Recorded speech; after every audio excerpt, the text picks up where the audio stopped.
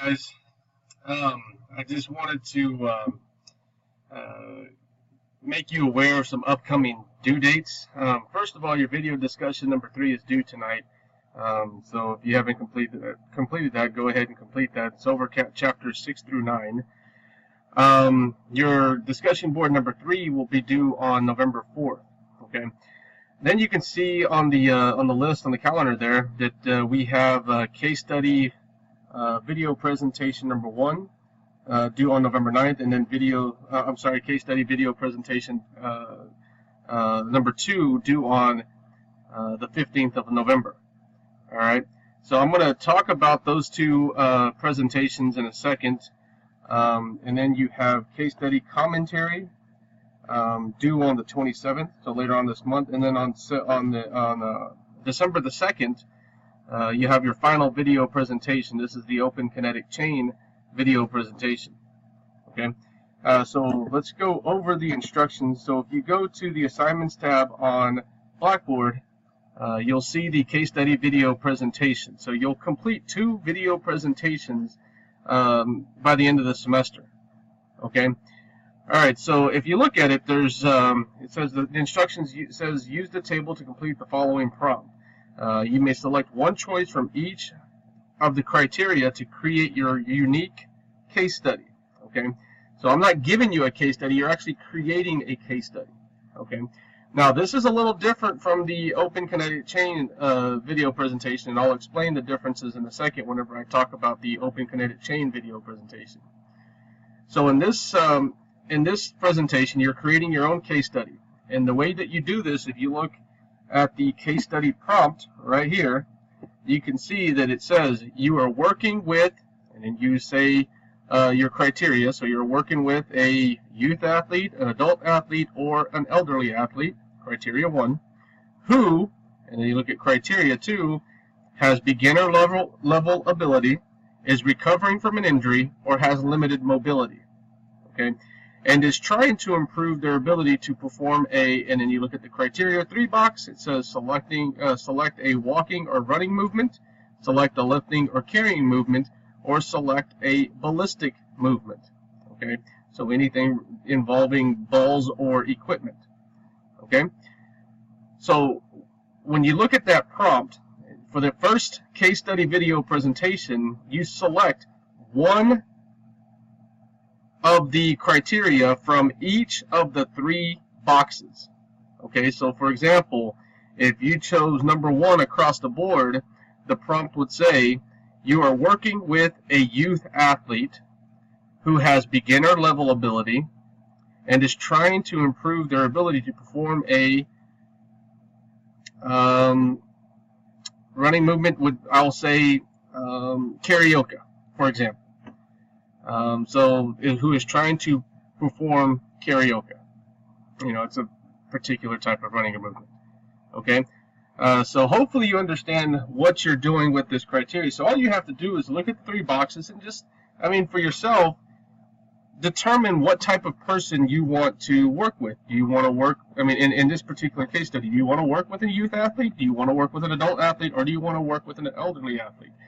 And then look at the second criteria. Do you want to work with someone who has beginner level ability? So someone who's, who's a beginner who hasn't quite mastered or developed proficiency in their particular movement.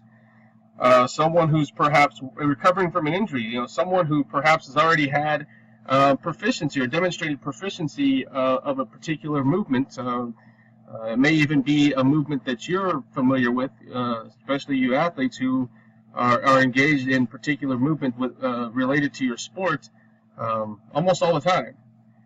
So imagine if you were to get hurt, suffer an injury that would limit your mobility or would restrict your movement so that you couldn't execute that movement. And then whenever you recover, at first you'll still have limited mobility until you develop the strength and overcome your injury, or you progress through the recovery to the point where you can regain proficiency at that particular movement.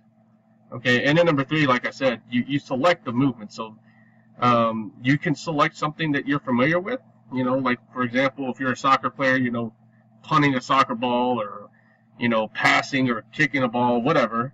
It doesn't matter if you're a baseball player, you know, learning how to throw again after a surgery. I mean, whatever. It doesn't matter. Or you can just be random at this. I mean, this isn't a video presentation that demonstrates your particular skills. The Open Kinetic Chain video presentation will capture the mastery of your skills, and I'll talk about that in a second. Okay. So again, you're selecting. So in both of your case study video presentations, you're creating your own prompt. Okay, and I ask you to select a different prompt, or at least a different set of criteria for each prompt or for each video presentation. Okay. All right. So let's look at the directions on below the box. Okay. So it says, once you have created your case study, you will then record yourself working with your case study.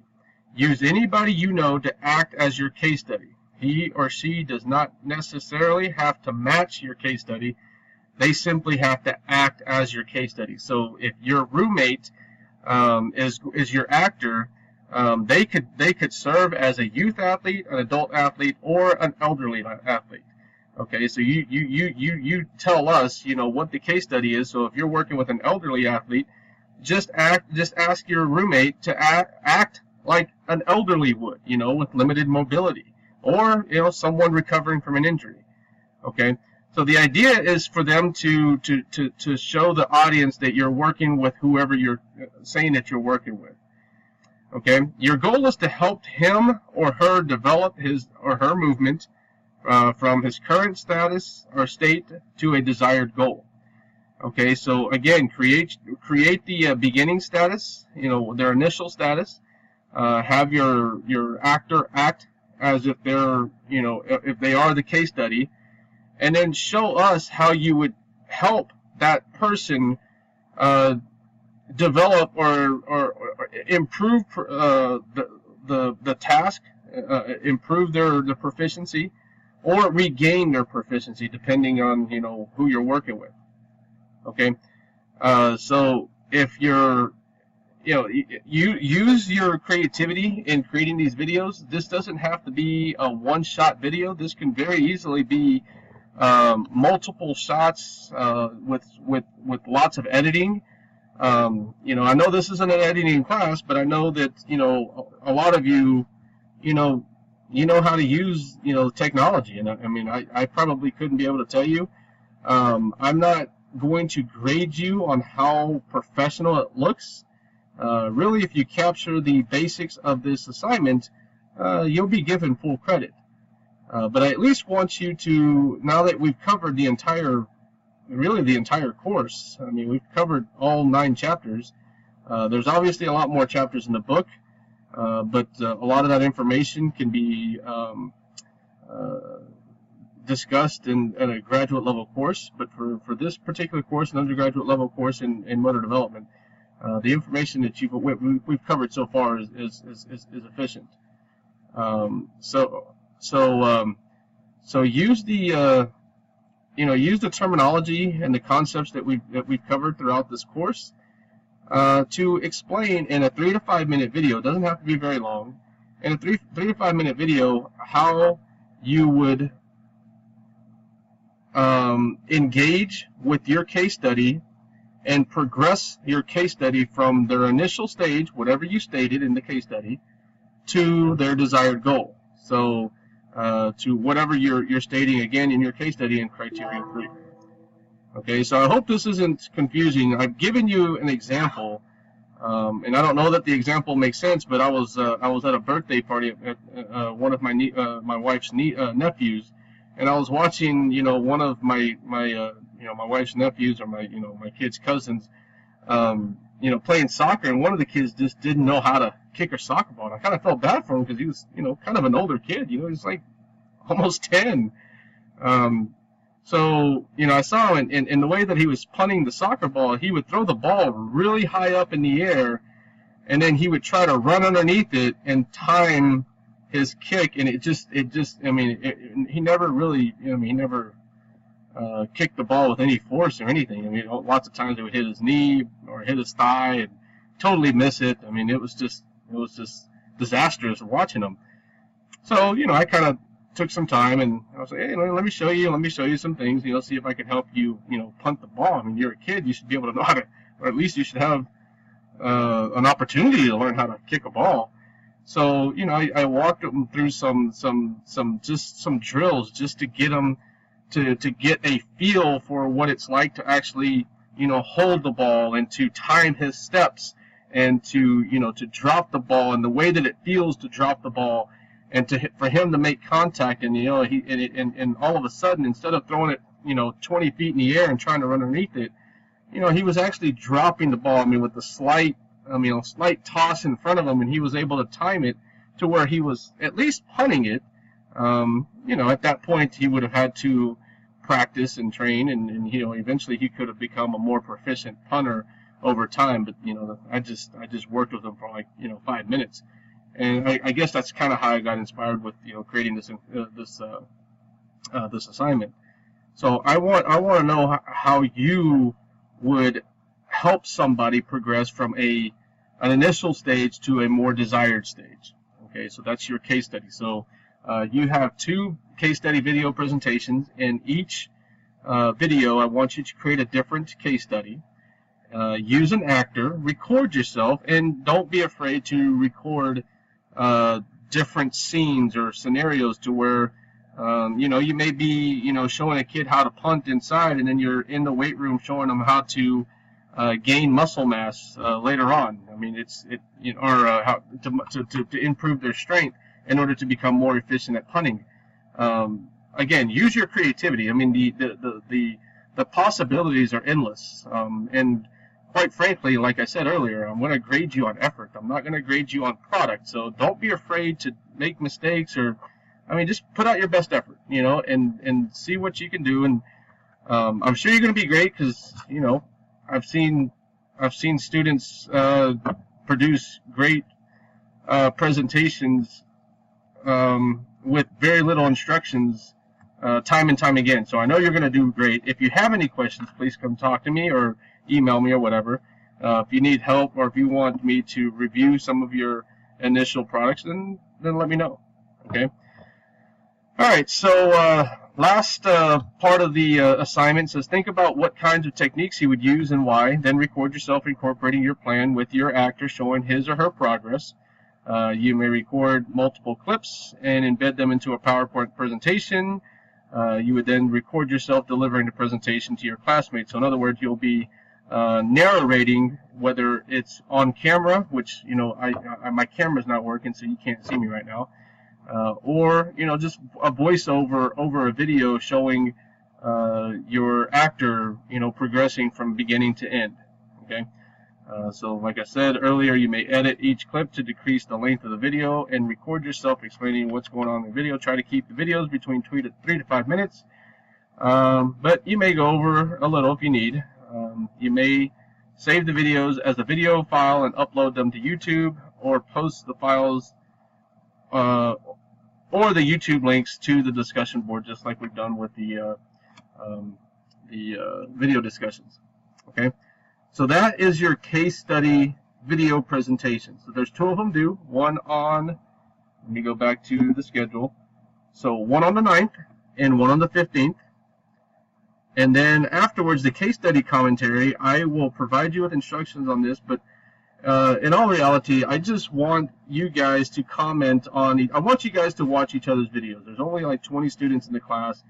And I'm sure that you're not going to, have all the time in the world to watch every video, but I would at least appreciate it if you guys went through and saw a few of your students' videos, of your classmates' videos, 5, 6, 7, just whatever you have time for, and comment on the product. Remember, this is a learning experience. I'm not expecting any professional level or professional grade products or presentations, but I think it'd be fascinating to know that your classmates appreciated your effort, and they have some compliments for you. So please comment on your classmates' videos. Again, you don't have to go through all of them and comment on every single one of them unless you want to, of course.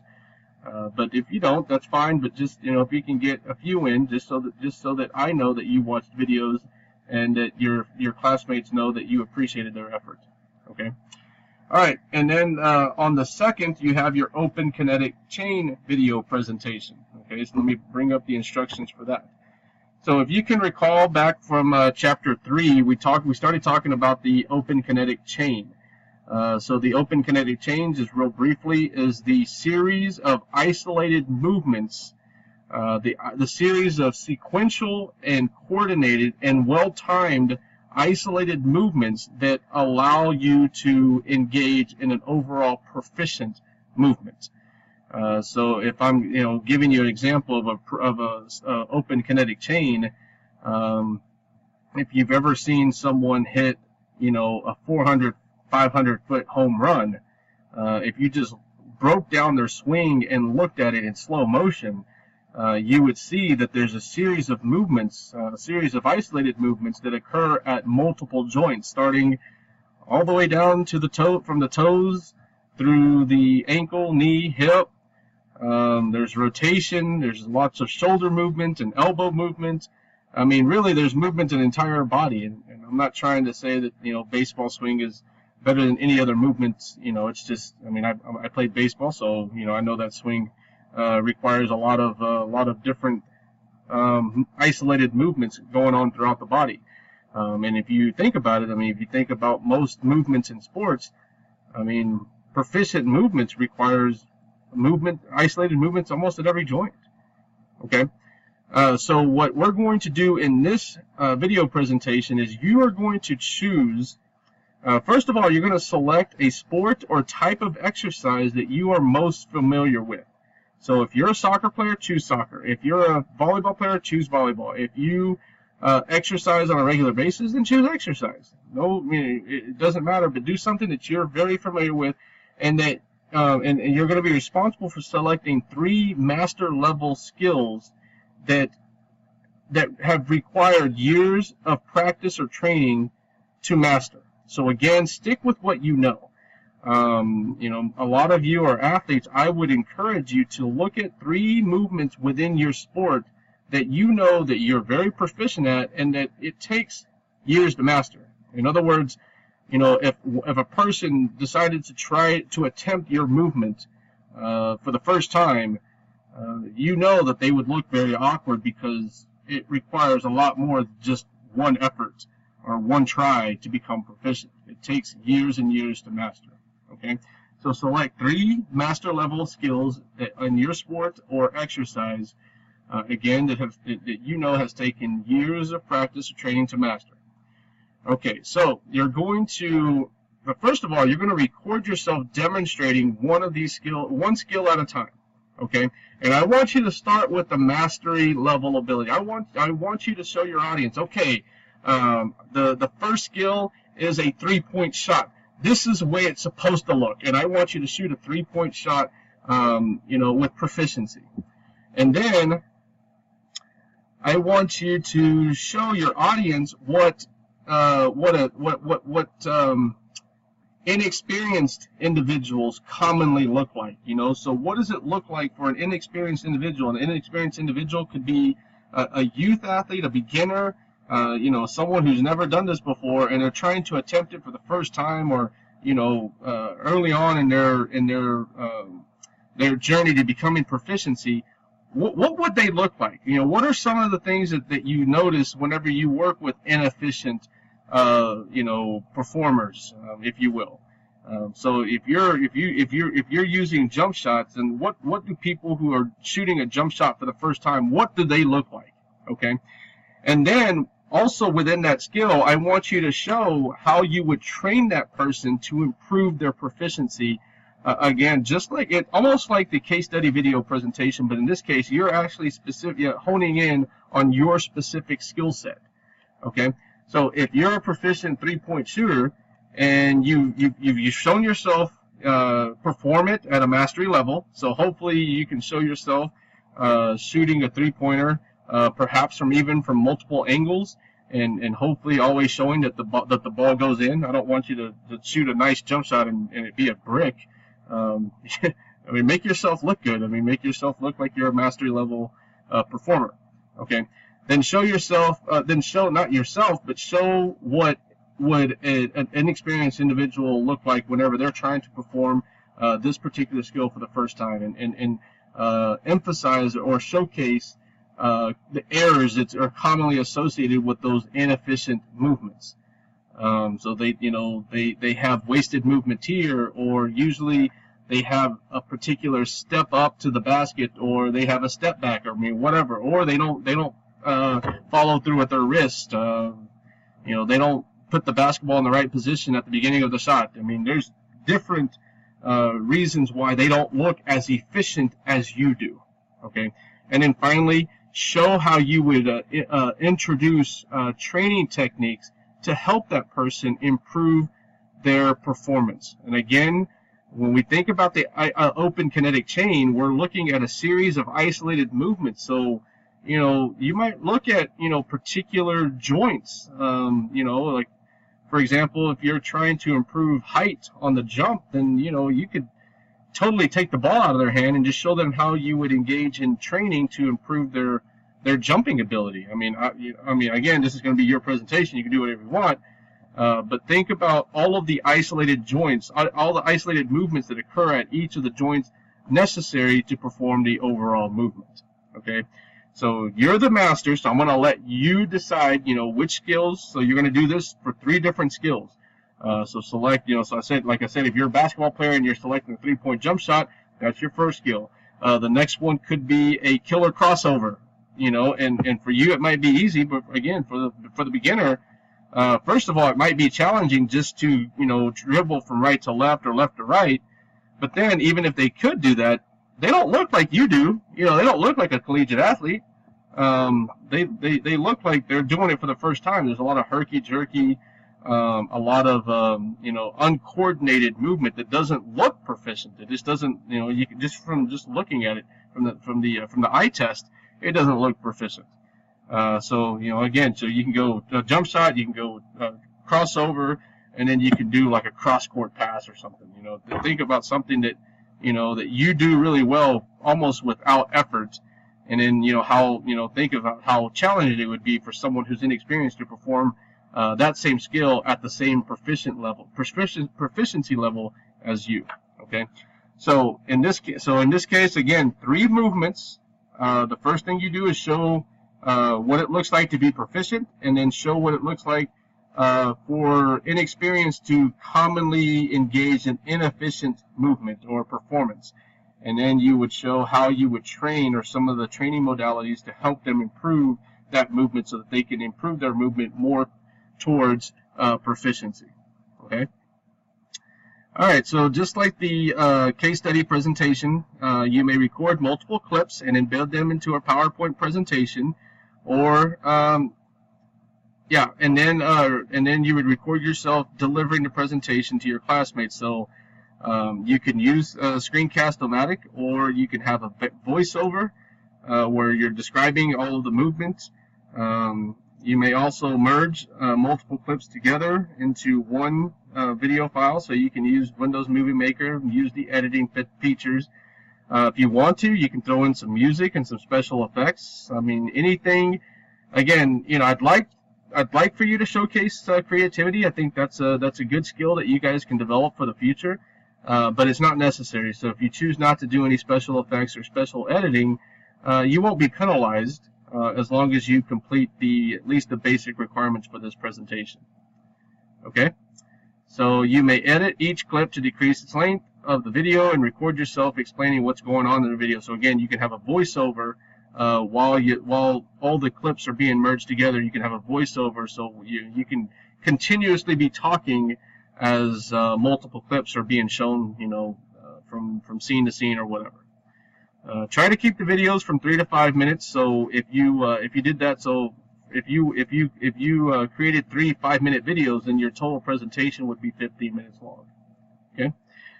And again, you can go over a little if you need to. And just like the other presentations, you can save it as a video file and upload the Blackboard or to the discussion board, or you can upload them to YouTube and then post the link, the YouTube link to the discussion board.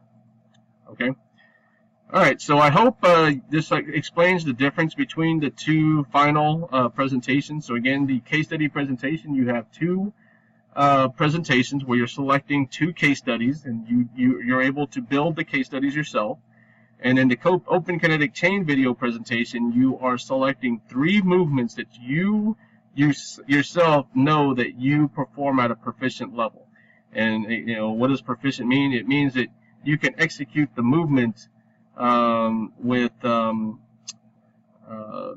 with proficiency and with little effort. I mean, it doesn't take much for you to perform at a proficient level. Okay. So if you have any questions regarding either one of the presentations, let me know. You can shoot me an email, come by my office, whatever. And again, if you want me to review your work before you submit it, I'll be happy to do so as well. All right. All right. Well, that explains the 2 video presentations, your final presentations. Please let me know if you have any questions. All right. Talk to you soon.